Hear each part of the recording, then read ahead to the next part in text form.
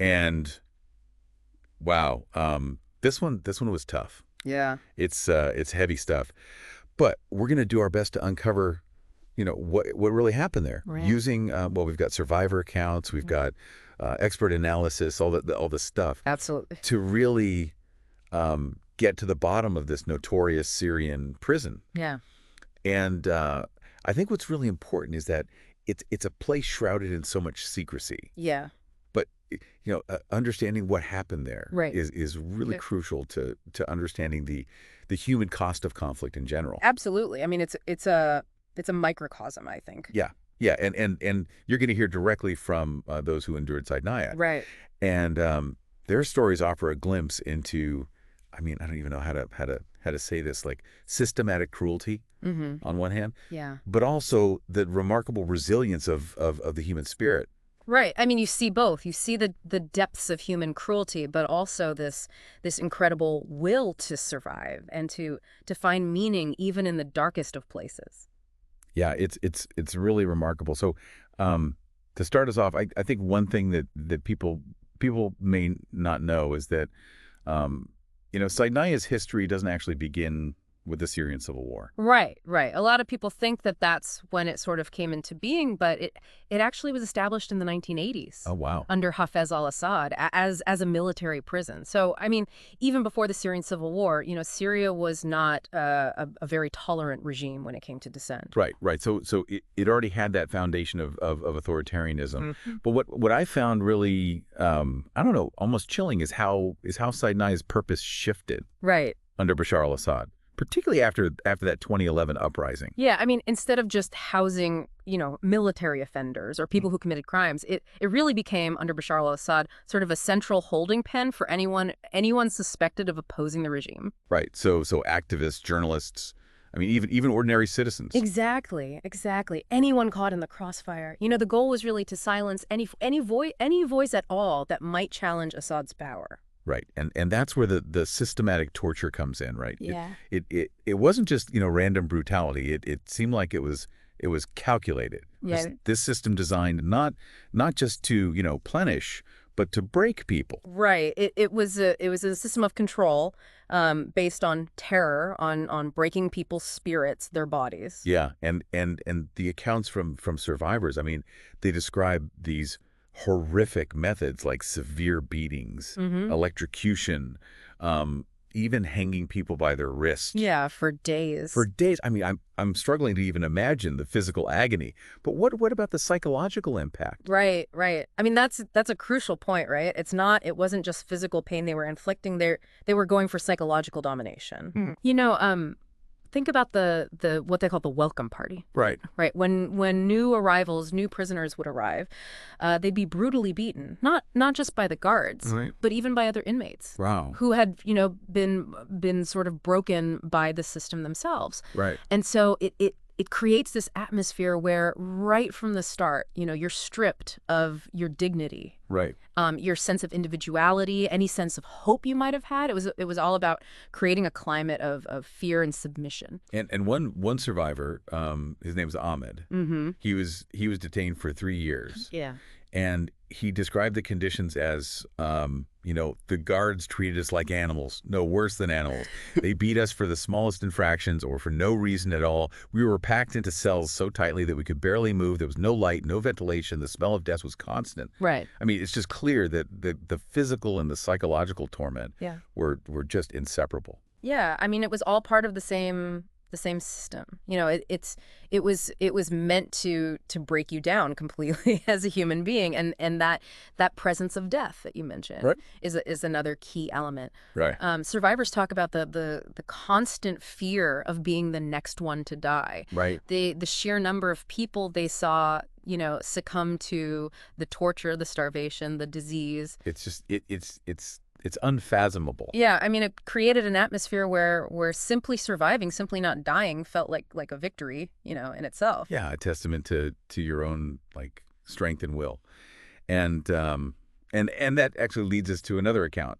This was from a woman named Lila, Mm-hmm. and she revealed, I think, another layer of the horror within Saydnaya. Right. Because she talked about the particular terrors that women face. She said, being a woman made you a target. The guards saw us as less than human. We were subjected to sexual violence, humiliation, and constant threats. Some women were pregnant when they arrived. I can't describe the horrors they went through. You know, it's just devastating to realize that the regime weaponized gender. Right. You know, they used it as another tool of oppression, of dehumanization. Absolutely. And it's a reminder, I think, that conflict often magnifies existing societal inequalities. Right. You know, the violence that women face at Saydnaya wasn't just an isolated thing. Right. You know, it reflects a broader pattern of gender-based violence that we see in conflict zones, you know, around the world. Yeah, absolutely. And it's a sobering reminder that achieving justice, you know, means addressing these systemic issues. Right. Not just focusing on individual acts of cruelty, but Right. Lila also talked about how even in those circumstances, the women tried to support each other. Right. She said, even in the darkest moments, we tried to support each other. We shared what little food we had and whispered prayers for strength. And this seems like a recurring theme in these accounts. Yeah. Even in the face of this unimaginable cruelty, there are these flickers of humanity, Right. of resistance, Yeah. of resilience. Yeah. How do you explain that? Well, I mean, it speaks to the strength of the human spirit, right? To cling to your faith, to memories of your family, to the bonds you formed with fellow prisoners, Yeah. all while enduring this kind of suffering. You know, I think these acts of resistance, whether it was whispering encouragement or sharing, you know, scraps of food, weren't just about survival. Right. I think they were about preserving some sense of self, some sense of human connection, you know, in a place that sought to strip them of everything. Yeah. It's hard to fathom how anyone could Yeah. find the strength to endure those conditions. And while escape was incredibly rare, I mean, some did manage to get out, whether it was through bribes or connections or sheer luck. Right. And their stories offer, I don't know, a glimmer of hope Yeah, they do. amidst all this darkness. Yeah. And their courage in sharing them is so crucial to ensuring that Saydnaya is never forgotten. Absolutely. Absolutely. And those firsthand accounts are vital. I mean, they're vital for holding those responsible accountable. Right. And hopefully preventing, you know, future atrocities. They really illuminate the human cost of this kind of oppression. Yeah. And they remind us that, you know, behind all the statistics and the reports, there are individual lives Right. that are shattered by this violence and injustice. So I think now we can shift gears a little bit. Yeah. Talk about you know, what happened when the Assad regime finally collapsed in 2023, and there were these reports of detainees being liberated from Saydnaya. You know, they were stepping back into a world that had drastically changed Right. during their years of imprisonment. Yeah. It's hard to imagine the emotional complexities of that transition. Oh, absolutely. I mean, to go from that kind of you know, that utter despair Right. to the possibility of freedom. It's something that most of us can barely even grasp, but freedom itself doesn't erase the trauma. Right. Right. And for many survivors, the process of rebuilding their lives, you know, both in Syria and in new countries as asylum seekers, you know, it's just beginning. It's a monumental task and filled with, you know, so many challenges, emotional, psychological, practical, you name it. Yeah. I mean, it's clear that escaping Saydnaya was just the first step in a long and an arduous journey Right. towards healing, towards reclaiming their lives. Yeah. And it's a journey that I think the international community has a responsibility to support. Absolutely. Absolutely. And thankfully, you know, you have organizations like Amnesty International, Human Rights Watch, Right. who are working to provide that support. Right. Psychological support, legal aid, and really platforms for survivors to share their stories and advocate for justice. Yeah. And that brings us to the question of accountability. Right. Right. What is being done to hold those responsible for these atrocities accountable? What progress has been made, do you think, in bringing justice to the victims? Well, it's a long and complicated process, but there have been some significant developments. I mean, human rights groups, the International Criminal Court, you know, they've been meticulously gathering evidence. Right. And survivor testimonies are playing a really crucial role in this. Right. You know, in building their case against the Assad regime, and those directly responsible for what happened at Saydnaya. It seems like there's a long road ahead, but at least the wheels of justice are in motion. Yeah, I mean, it's essential not just for punishing those who committed these crimes, Right. but also for deterring, future atrocities Right. and really demonstrating that these actions have consequences. Exactly. That Yeah. there's a price to pay for these kinds of abuses. Yeah. And I think the survivors themselves play such a critical role in this. Absolutely. Right. Their courage in speaking out, Yeah. in demanding justice, not just for themselves, but for all those who suffered and perished Yeah. within Saydnaya's walls. It's inspiring. It really is. It's a testament to the resilience of the human spirit, the ability to find strength and purpose even in the face of this unimaginable darkness. Yeah, their stories are a powerful reminder that even in the darkest of places, hope can endure. Yeah. And the fight for justice, must never be abandoned. Absolutely. It's just the more we go into this, the more it strikes me how Saydnaya wasn't just about these individual acts of cruelty. Wow. It was like this machine. This meticulously organized machine of repression. Mhm. The scale of it, the calculated dehumanization, it's chilling. It really is. And that's one of the things that makes Saydnaya so disturbing, right? Because it wasn't just, a few rogue guards or something like that. It was a system that was meticulously designed and implemented from the top down. Yeah. And it took an immense effort, from human rights groups, from survivors who risked their lives to speak out, from investigative journalists Right. to really piece together what was happening there. And it makes you wonder how many other Saydnayas are out there, Right. operating in the shadows, hidden from the world's scrutiny. Yeah. Places where these kinds of systematic torture and human rights abuses are taking place with impunity. It's a sobering thought, and it really underscores, I think, the vital role that organizations like Amnesty International and Human Rights Watch play, because they're working tirelessly, often at great risk to themselves, to expose these hidden atrocities, to document the abuses, to advocate for justice. Yeah. Their work is absolutely crucial in holding perpetrators accountable and hopefully, deterring future abuses. And that brings us back to this question of accountability for Saydnaya. Right. It's a complex issue, but what are the main avenues being pursued to bring those responsible to justice? Well, there are several parallel efforts underway. So, on the international level, you have the International Criminal Court, the ICC, Right. and they've been investigating war crimes and crimes against humanity committed in Syria, including those at Saydnaya. And this is a long process, right? It's a very meticulous process. It involves gathering evidence, interviewing witnesses, and building a case against, high-ranking officials within the Assad regime. The ICC's involvement seems crucial given the scale of what happened. Yeah. But what about legal proceedings within Syria itself? Right. Is there any possibility of holding perpetrators accountable within the Syrian justice system? That's a more complicated question, and frankly, given the current political landscape in Syria, Right. the prospects for independent and impartial trials within the country are slim. Yeah. However, you do have some human rights groups that are working to document and preserve evidence, Okay. with the hope that one day there might be a possibility for accountability within Syria as well. So it's a long road.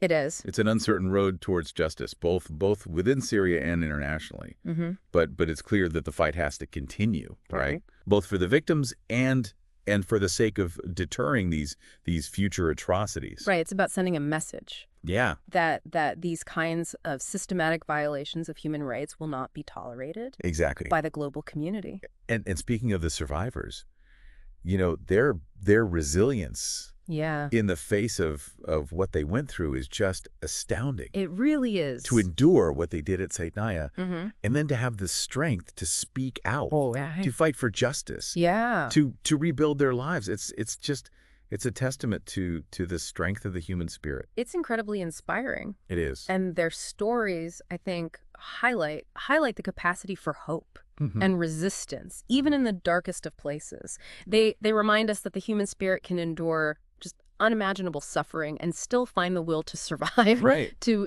fight for a better future and to demand justice. And they also challenge us, I think, to confront our own assumptions about human resilience. We often talk about the quote-unquote unimaginable suffering at Saydnaya. Right. But but for the survivors, that was their I reality. mean, that was their reality. And they found ways to cope, to resist, to maintain some sense of self Yeah. in a system that was designed to crush them.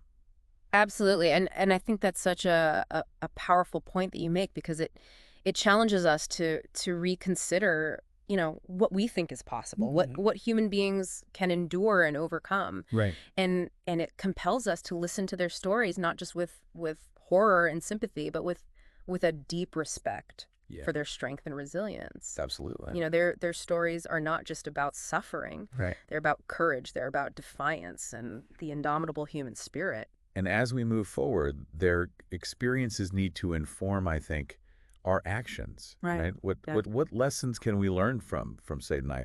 What can we do as individuals and as a global community to prevent these atrocities from happening again? Right. That's the critical question we need to grapple with. And frankly, the international community's response to the Syrian crisis, particularly in the early years, was inadequate. Yeah. There were warnings about Saydnaya, Right. but they were largely ignored or downplayed. And we need to learn from those mistakes Yeah. to be more proactive in addressing human rights violations and to hold governments accountable Right. for their actions and their inactions. It's not enough to just acknowledge the horrors, right? No. We need to translate that awareness into action. Right. We need to support the organizations working on the ground, advocate for stronger human rights mechanisms, Yeah.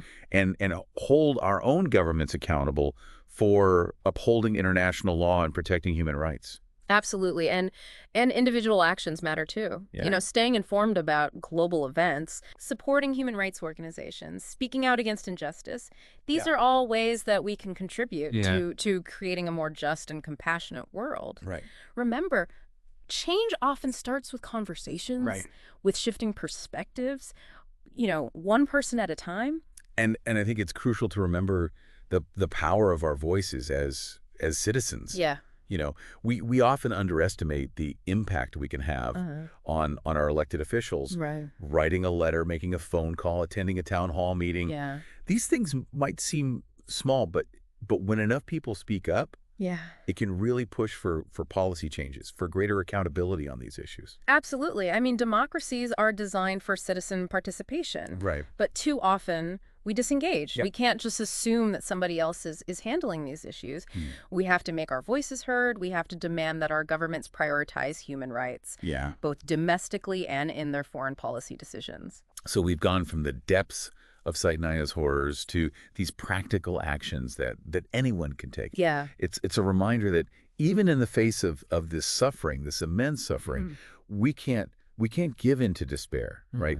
We have a choice to be informed, Right. to be engaged, Yeah. and to work towards a more just and compassionate world. And that's what makes this deep dive so powerful. Yeah. It's not just about absorbing information. It's about sparking a fire within each of us.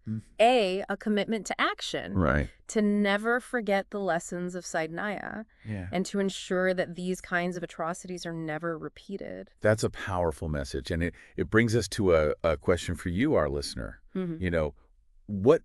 What resonates most deeply with you from the story of Saydnaya? Right. What responsibility do you feel as an individual to respond to these atrocities? Yeah. And what actions, no matter how small, can you take to contribute to a world where these horrors are never repeated? These are questions that deserve our careful consideration. Absolutely. The story of Saydnaya is a stark reminder of the fragility of human rights and the urgent need for collective action to protect them. Yeah, it's a heavy topic. It is. But it's one that demands our attention. Absolutely. By learning from the past, by supporting the survivors, and by working together to create a more just and compassionate world, we can honor the memory of those who suffered at Saydnaya, right, and prevent these horrors from happening again. I think it's easy to feel, overwhelmed, right, by the sheer scale of this. Yeah. To think like, what can I possibly do? Right. But that's the trap we can't fall into, right? Exactly. Yeah.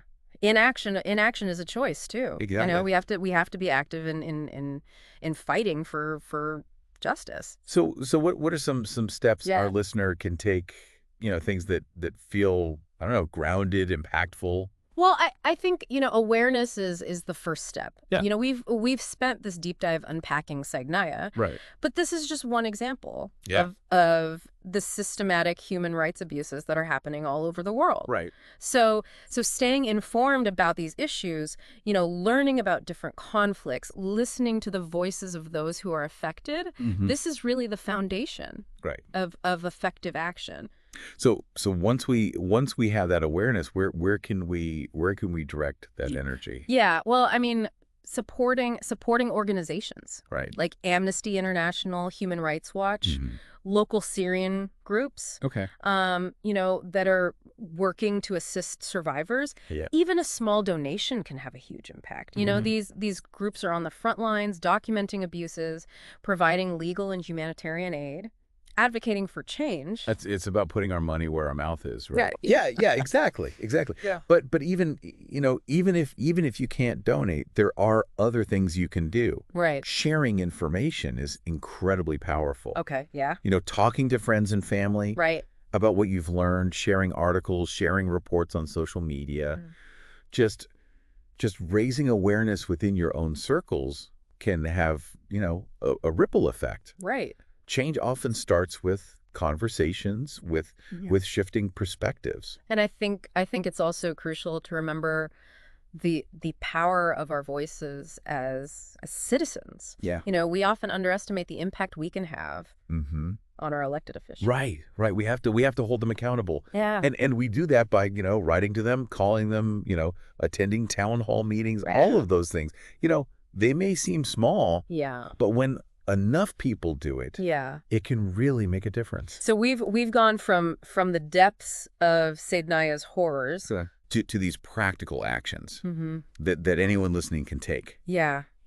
It's a reminder that even in the face of this immense suffering, we can't give in to despair. Right. We have to do something. Exactly. We have a choice. Yeah. To be informed, to be engaged, and to work towards a more just and compassionate world. And that's what makes, I think, this deep dive so powerful, right? It's not just about absorbing information. It's about, sparking a fire. Right. Within each of us, a commitment. Exactly. A commitment to action. To action, yeah. To never forget these lessons. To never forget Saydnaya. Saydnaya, yeah.